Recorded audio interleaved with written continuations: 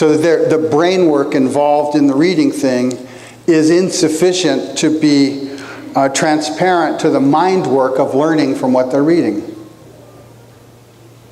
This is massive. So there's a lot of reasons for this, the kind of what's at stake and what's involved, and I'm going to deconstruct and share some of those.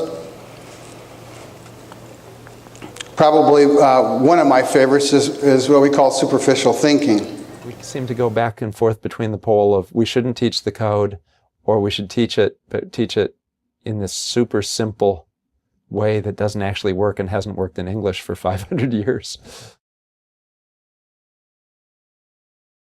There's the born-again phonics people. There's the reborn-again whole language people.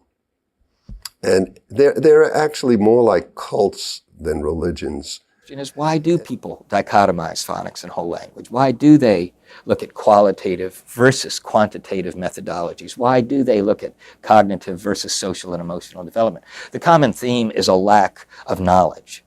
What pervades those dichotomies is a lack of understanding that goes directly to how we prepare professionals in education.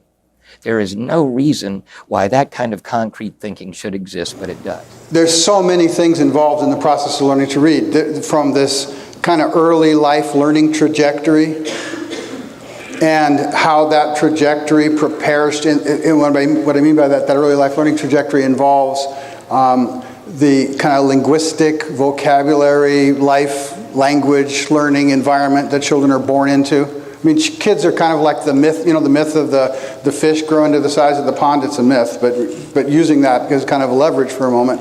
Kids are kind of like that with respect to the language environment they're born into and to the emotional mores they're born into.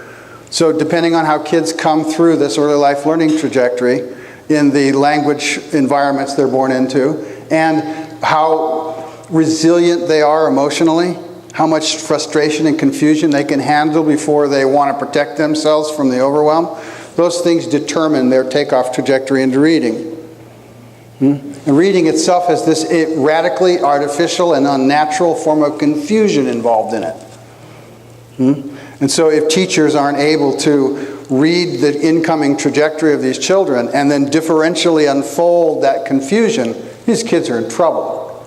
And we've gone on for generation after generation after generation flatline here because we keep trying to throw models of how to teach before we take the time to understand what's going on.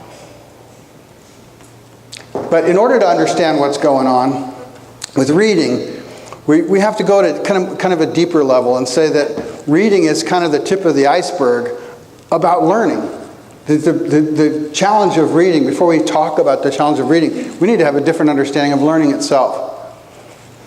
I mentioned earlier that even the anthropologists that kind of study and that would say, for the most part, that the most distinguishing attribute of human beings relative to all other creatures is language.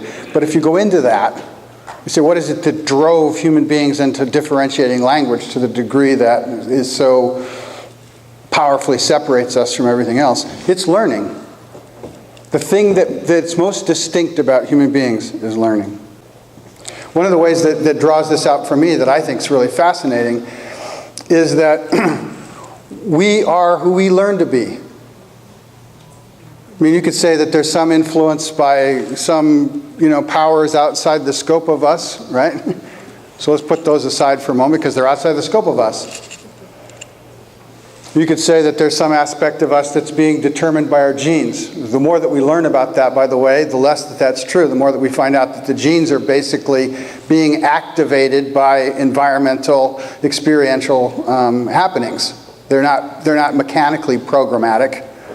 They set us up to interact with our environments in ways that turn them on or turn them off. Basically, everything has to do with learning. One way to bring this out: across the world, people with equal intelligence, equally complex language can be living in radically different cultures with radically different kinds of technologies. Those that can look as the Stone Age of a million years ago, those that can look as modern as we are today sitting in this studio. The same brains can be producing all of those systems, in part because it's not all inside the head. changes in the human lifestyle for the last 50,000 years have had very little to do with any biological change in our brains. The reason that we live differently today from the way the cavemen lived is not because we have better brains, but because we've been accumulating all of the thousands of discoveries that our ancestors have made, and we have the benefit of a huge history of inventions that we communicate non-genetically, through language, through documents, through customs. So the difference, for example, between the caveman and his tools and a modern scientist is not in the brains, it's not in the genes, it's all learning. The difference between the kind of early gathering of tribes and a modern political rally, all that's going on in all the people, it's not neurobiologically innate, it's not genetically determined, it's all learning. The difference between us and them is learning. The difference in warfare is learning. The difference in science from the beginnings of it to today is learning. By the way, parenthetically, everybody hear about that Mars robot lander thing? It's a great example of the hubris of our learning. We sent this robotic probe to land on the surface of Mars to scoop up and determine if there was life. And then after we sent it there and spent billions of dollars sending it there, we realized, it appears that the way that we're scanning, we're vaporizing the Martian surface to look for life, destroys any chance of detecting life. Same is true for from the beginnings of the Hammurabic Code to the Declaration of Independence or the Constitution. On and on and on and on. The thing that makes the difference is learning. The only difference between us and the people 5,000 years ago, 10,000 years ago, is a learned difference. And most of the difference between you and I is a learned difference.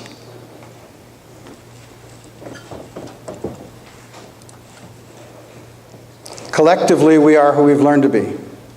So the economy, the situation with global warming, the healthcare crisis, the international relations, the problems of ethical business, how we're going to deal with the energy problem, the gender problem, the racial issues. Everything's about learning. All of our problems stem from what I'm going to call unhealthy learning. And the solution to all of our problems have to do with becoming more healthy with our learning.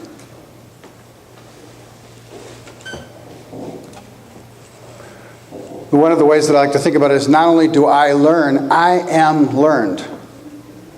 From a point of view of physical development, I mean, that's connected to what kind of physical activities that I do, right? If we look at the health care crisis in this country as an example, right, and say, how much of the health care crisis is a consequence of innately determined biological problems as opposed to learned behaviors? The learned behaviors, it just dwarfs everything else, right? So all of our problems are connected to this. The emotional, cognitive, linguistic, the social, emotional, obviously the academic, how well we do on the job, how well we interrelate with others in our personal relationships. I mean, another ways I put this is, what's not affected by learning? Anybody?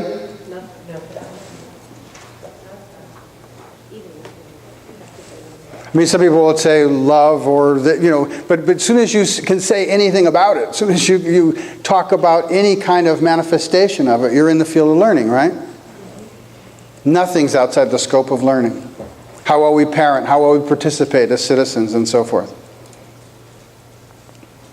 I think that this was really drawn out by some of the great thinkers from Confucius to Da Vinci. And I mean, one of the things that we're doing for the next documentary project we're working on called Stewarding the Health of Learning is kind of gathering up what the sages of old have had to say about learning. I mean, here's Da Vinci, right, revered as the greatest artist of all time. And his students say it wasn't about the art. It was about how he felt about learning and how he affected us about our learning.